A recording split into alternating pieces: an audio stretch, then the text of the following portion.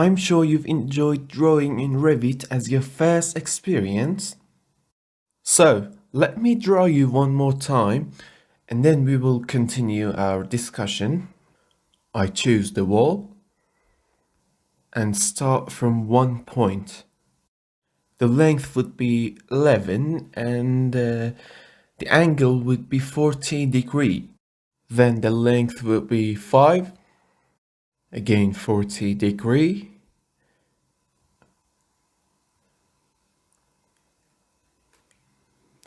Here again we put 14. You see it didn't get straight and there's no U button for it like the AutoCAD when you undo. You have to click on the Ctrl Z and start all over. As you can see, I draw more walls. And that's it. Now, let's go and see other models of the wall and see how those work. Now, let's activate the wall again. And also know that repeating the last order in Revit is only by clicking enter, not space. And as you can see, the wall is activated again. But there is also another way to activate them, and that's right click. You can see here we have a repeat, that is for wall, and we also have a recent command that activates our recent command. So let's go back to our job. We want to analyze these together. Okay, let's start with the first one. The first one, the first wall is the wall we just worked with, which is straight and it's also called line. But there are some points here. For example, chain, as you can see. You know, when we click on chain or activate it, the walls we draw are immediately after each other. I mean, they're connected together. But when we inactivate it, when we draw a wall, it will be separated from the next one. But if we click on chain, it doesn't disconnect again. And that's the chain button. And remember one thing, no matter you draw something with chain or without chain, all these lines are independent objects. This chain button only causes they don't separate while we're drawing. Another option is called offset. You see, when I want to, for example, draw here, the wall is exactly on the same direction that I am.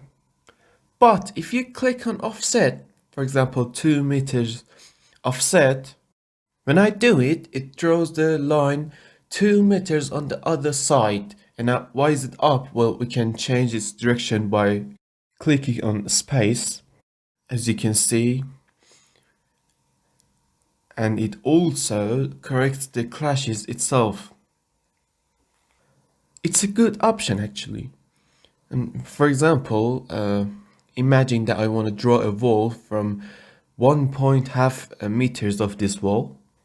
Then I draw the wall from on the previous wall and I click on space.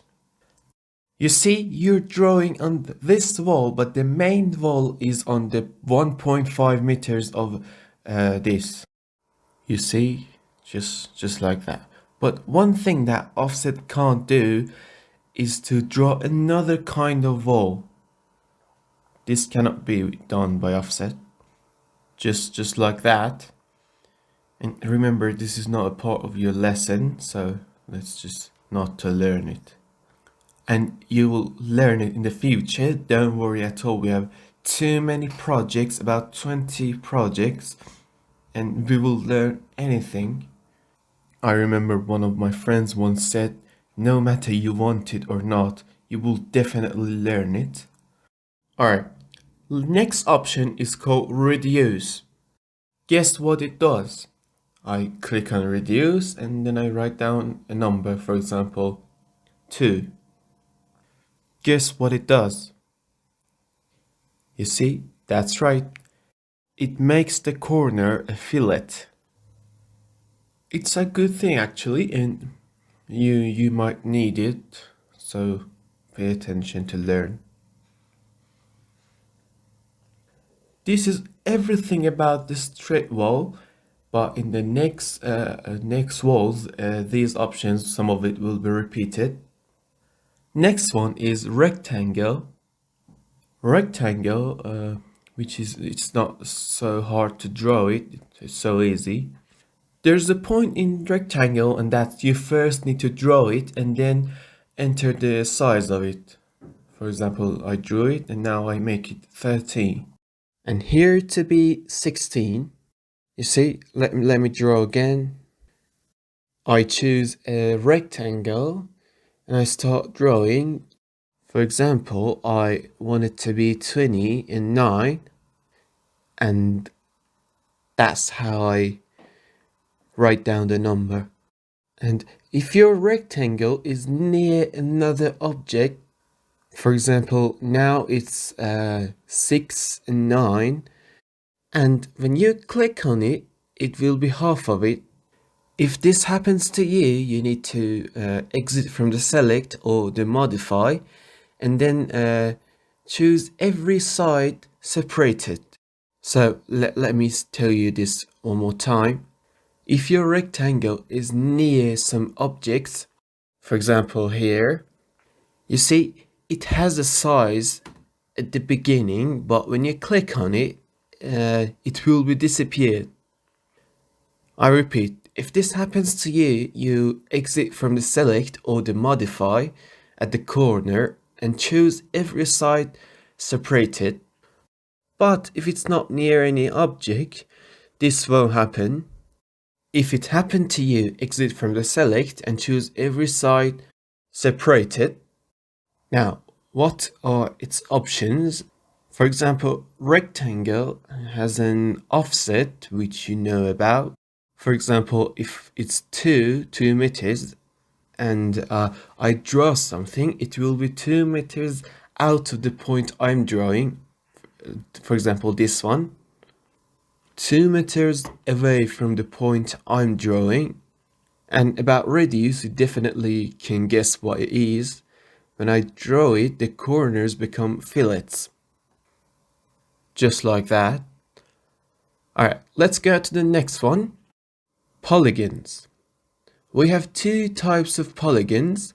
One of them is inscribed, and inscribed is actually a polygon that exists inside a circle, and it works in a way that you draw a circle and that polygon will be into that circle. That's what I pick. So first we should draw a circle. Pay attention that the direction of your mouse when you draw a circle is really important. And also there's one more thing, and that's the place of the mouse, the place of the, sorry, let me just explain the polygons again. Alright, let's start. We have two kinds of polygons. One is inscribed and another one is circumscribed, which is out of the circle.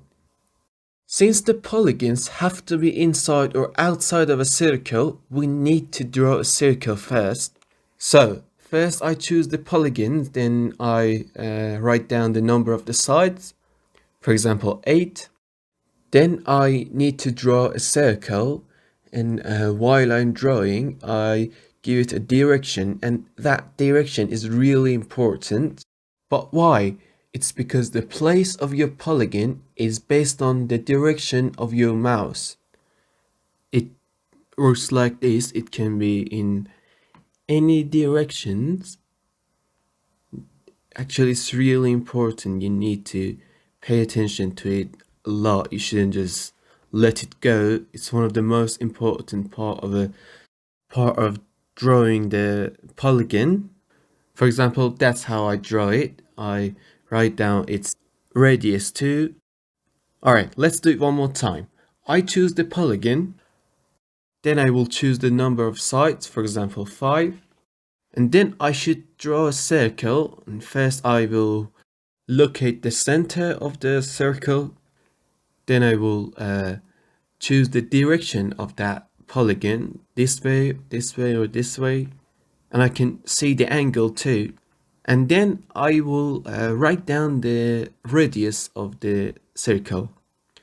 And next one is the same thing too, and the only difference is that this shape is out of the circle. This one was inside the circle.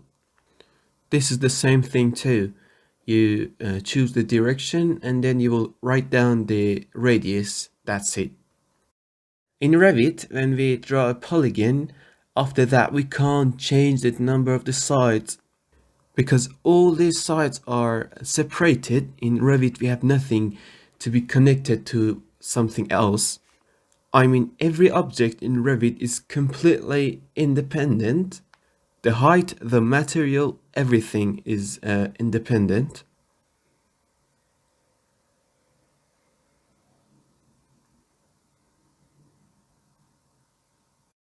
Then we have the circle, which is not anything special. You first choose it, you draw it, and then you will write its radius.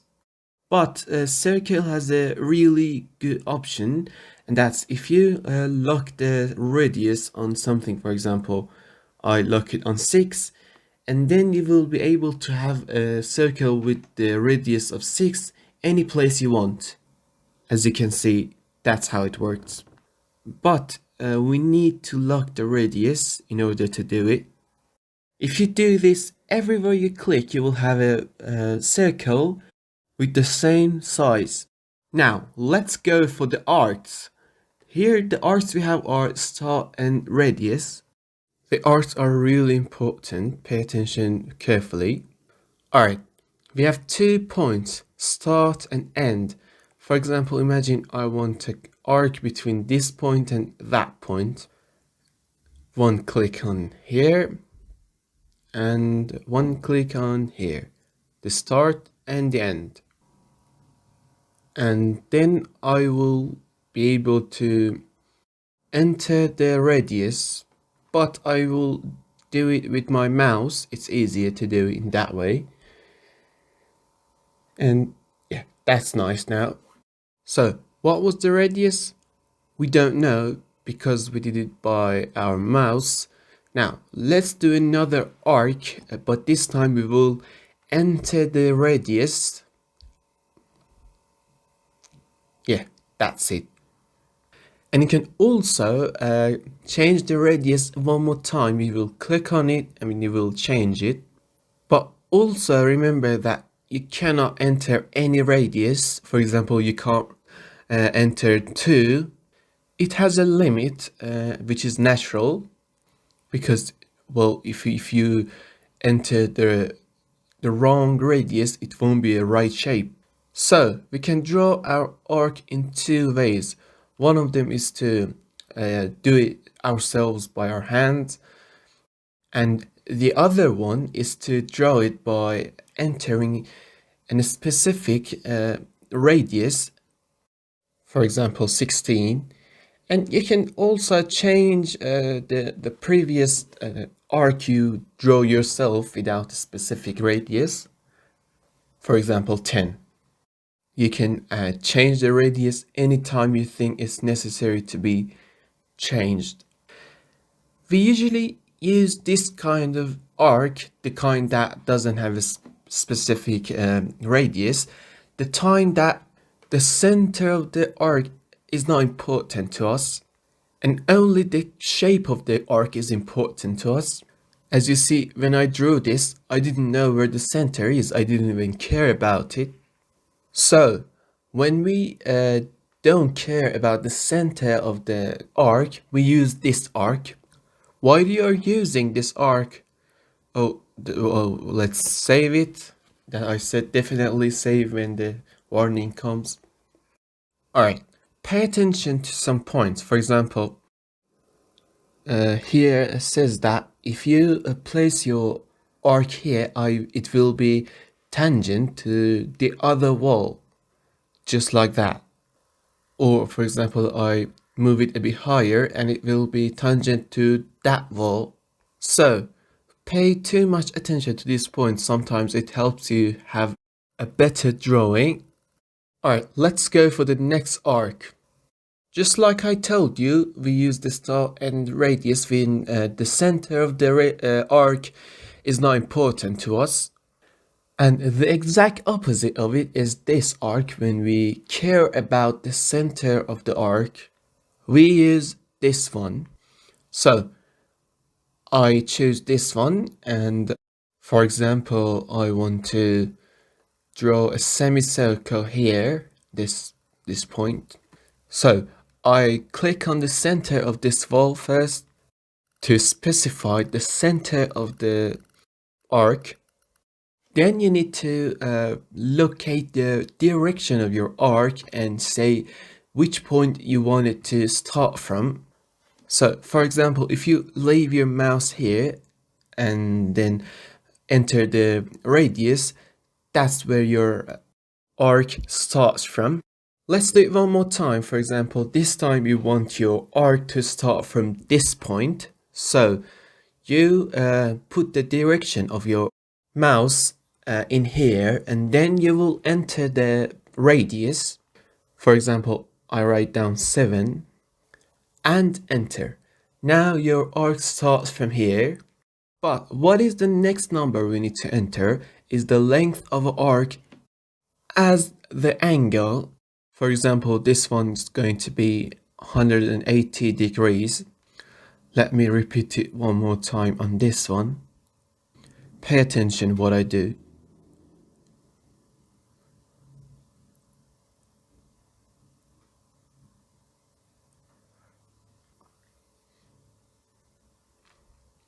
Just like that. Now, let's draw a 270 degrees arc in this point. First, we locate the center. Then we will specify the place the arc starts, this one or this one. And then I will enter the radius, 6, and then 270 degrees. That's it. Now, let me teach you a technique. I want to draw an arc in here, but we don't know the angle. So I will locate the center and the direction. And then I will enter the radius, which is, for example, 7. And well, let's do it by our mouse, but there's a problem here. And if you cross 118, it will be at the down. Before 118, you will leave it and then select it, and you will continue the rest of the arc. This is the trick. So the places we don't know the angle, for example here, we choose this. We will locate the center and then we will choose the direction. You drag it until 118 and then you will leave it. And again you will select it and continue the rest of the arc until the end. This can be useful a lot. But if you don't want to draw a complete arc, for example here I want to draw an arc with 90-degree angle. You can again change it, for example 150. Again I want to change it, 13 for example. You see, you can manage the angle very easily. But if you make it 118 and it sticks to the wall, it will not come back. You see, it won't change anymore. You need to select it and do it yourself. You see, now it works. Some of the angles you don't need to enter, for example, the famous ones like 19, 118, it gives you itself, just like you say. You can move your mouse and it will show you when it comes to those angles. So this one is an important arc too, and when I give you the time to practice, definitely practice these because they're really important. You should know them. If you have a book, these examples are all in the book and you can practice on them. But if you don't have a book while I'm explaining these, take a note so that you can practice them later. Don't just stop the video all the time and go back. Just take a note, and then when you want to practice, use those notes. It will be so much easier to do this because the key to your success, work based on the video's improvement. I mean, whatever the video tells you to do, you should do it exactly at the same time. Alright, next arc, which is tangent and arc. We know tangent and arc as a dependent arc. When you click on it, it cannot start an arc itself, and it can't even get help from the end of the object, which is closed. What it needs to do is to have an object that the end of it is not closed, is free, and then it will be the tangent of that object, just like you see. Each arc is a tangent of the arc which is the previous one, and they try to make a shape of it. But what is the usage? Since we can't enter a number or the size of the angle, sometimes we have a small garden, for example, or anything else that doesn't have a particular shape. We just want to draw it. You see, I draw an arc first, and then I will continue it with this. And it works, as you can see.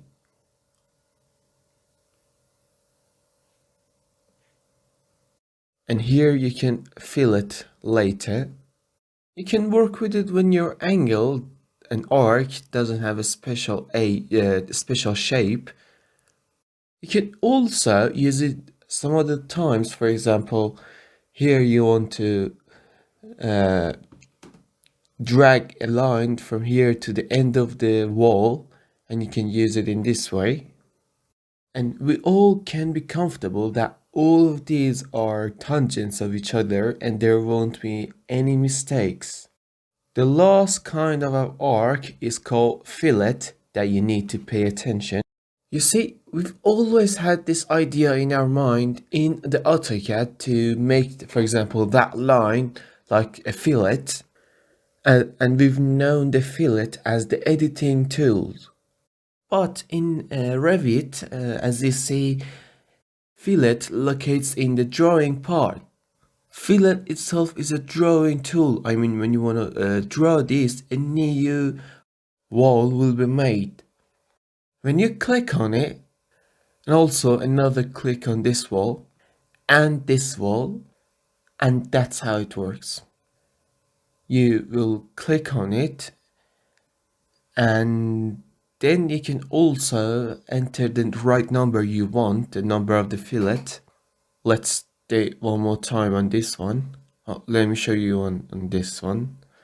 One click on one side and the other click on the other side. We click on it and then we enter the number we want to enter. Well, you might think that why should it be like this? I mean, you might think that I know my number of the fillet, for example, is 2, and I don't want to enter the number from the first. I want to point out that the number is 2, like the AutoCAD. Well, you can do that too. You will go to the radius, you will enter 2, and you will lock it, and then any arc you shape, it will be 2. You see, it will be so much easier. But as I told you, fillet itself is a new wall. For example, these walls you see are thin walls. This wall now I want to draw is 20 centimeters, and when I make these two fillets, That's how it becomes. You see, a new wall is made, not the previous one. And I can also change it and put it on 30 centimeters, and that's how it becomes. So don't have this belief that the previous walls are edited, but the new walls are created with the radius that we need and we want.